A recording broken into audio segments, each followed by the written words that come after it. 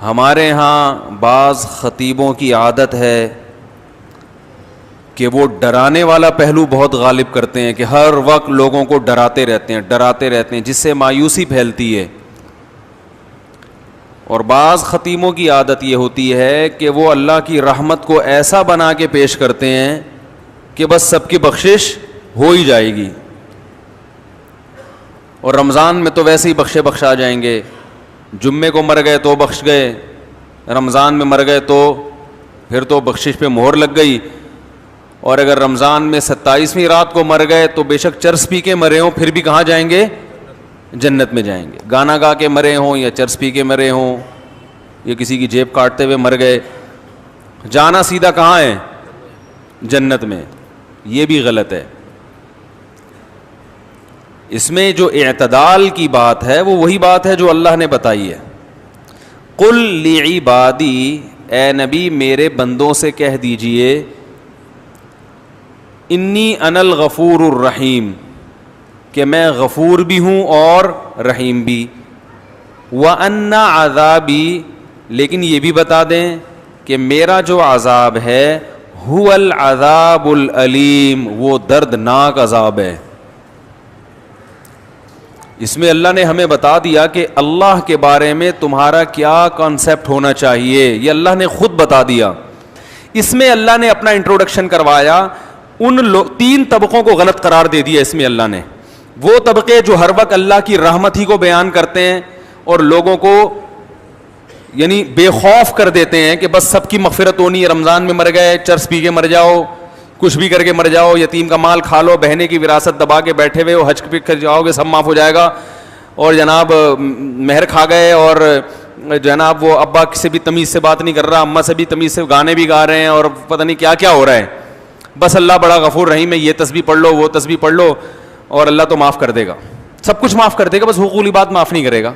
بعض لوگوں نے یہ کہا کہ کیوں بھائی حقوق العباد، حقوق اللہ بھی اللہ نے کہا کہ میں معاف نہیں کروں گا جب تک پکی توبہ نہیں ہوگی اور آئندہ نہ کرنے کا عزم نہیں ہوگا. ہاں حقوق العباد میں یہ ہے کہ صرف اللہ سے توبہ ضروری نہیں ہے، مخلوق سے معافی بھی ضروری، لیکن دونوں کا مسئلہ برابر ہے. حقوق اللہ بھی معاف نہیں ہوتے جب تک پکی توبہ نہ ہو. تو ان لوگوں پر بھی رد ہے جو ہر وقت اللہ کی رحمت کو ہائی لائٹ کرتے رہتے ہیں اور ایسا اللہ کو بنا کے پیش کر دیتے ہیں کہ لوگ کہتے ہیں یار ڈرامے بھی دیکھو، فلمیں بھی دیکھو، خواتین پردہ بھی نہ کریں، مرد نظر کی حفاظت بھی نہ کرے، اور میرے بھائی سعودی بینک میں جاب بھی کرتے رہو، سود بھی کھاتے رہو، انشورنس بھی کروا کے رکھو کہ ابا مر گئے تو اتنے پیسے ملیں گے، صحیح ہے نا، نہیں مرے تو نہیں ملیں گے، اور وراثت بھی تقسیم نہیں کرو، حج واجب ہے آپ کے اوپر، فرض ہو چکا ہے، آپ بڑھاپے کے لیے اس کو ٹال رہے ہیں. آج حج کب ہوتا ہے؟ سارے کاموں سے فارغ ہو کر اب کرنے دھرنے کے لیے کوئی کام بچا ہی نہیں ہے، پیسے پڑے ہوئے ہیں تو چلو اب حج کر کے آ جاؤ. ہمارے حضرت فرما رہے تھے ایک دفعہ بیان میں کہ لوگ رمضان میں یہ تو بتاتے ہیں کہ بخشش ہوگی، روزہ رکھا، تراویح رکھی، بخشش پکی بخشش ہے، 30 عشرہ جہنم سے خلاصی، 27ویں رات میں تو جنت ہی جنت کا. یہ بھی تو حدیث میں آتا ہے کہ جو روزہ رکھ کے بھی جھوٹ نہ چھوڑے اس کو بھوک اور پیاس کے علاوہ کچھ بھی حاصل، اور جو تہجد پڑھ کے بھی برائی نہ چھوڑے اس کو رات کو جاگنے کے علاوہ کچھ بھی حاصل. یہ بھی تو حدیثیں ہیں.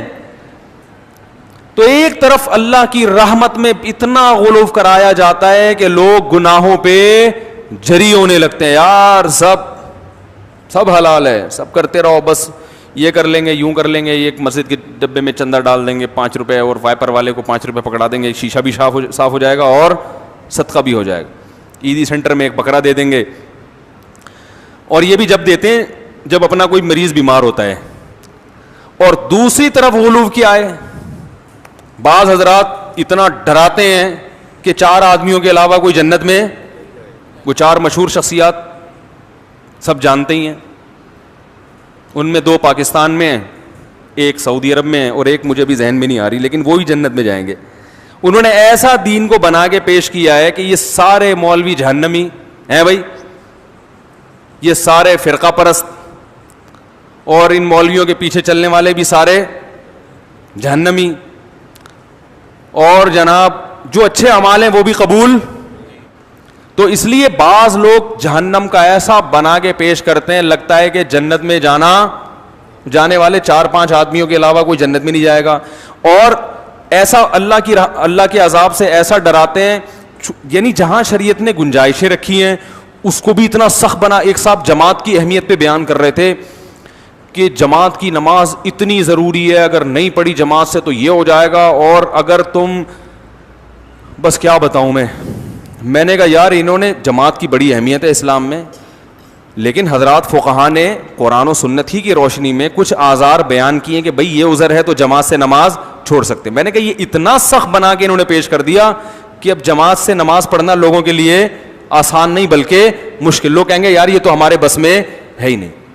حالانکہ فقہا تو دین کو زیادہ سمجھتے ہیں نا. انہوں نے بتایا کہ بھئی یہ آزار ایسے ہیں, آپ کو شدید بھوک لگ رہی ہے, آپ کے سامنے کھانا آ گیا, اب آپ کو ڈر ہے میں نماز پڑھنے جاؤں گا تو کھانا ٹھنڈا ہو جائے گا, تو آپ جماعت سے نماز چھوڑ سکتے ہیں. جہاں شریعت نے گنجائشیں دی ہیں وہ گنجائش دینی چاہیے, بلا وجہ نہ چھوڑیں, اور ایسا ہی بھی نہ ہو کہ روزانہ اسی ٹائم پہ کھانا پکوانا شروع کر دیں.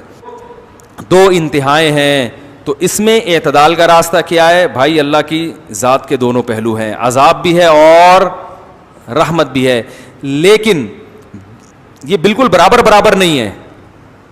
رحمت والا پہلو عذاب والے پہلو پر غالب ہے.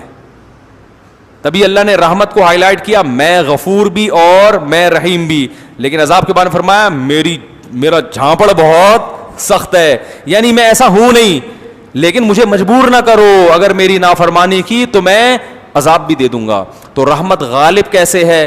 ایسے غالب ہے کہ نیکی کا ثواب بہرحال ملتا ہے, اور وہ بہت کم ضائع ہوتی ہے, بہت اس میں ضائع ہونے کا آپشن کم ہے. جبکہ گناہ کا عذاب لازمی نہیں ملتا, اس میں توبہ کا دروازہ کھلا ہوا ہے. توبہ کر لو گے تو معاف ہو جائے گا, توبہ نہیں کرو گے تو پھر اللہ کا کوڑا بہت سخت ہے. فرمائے ان ربک لبالمرصاد, تمہارا رب گھات میں بیٹھا ہوا ہے نافرمانوں کو پکڑنے کے لیے. ایک ایک چیز نوٹ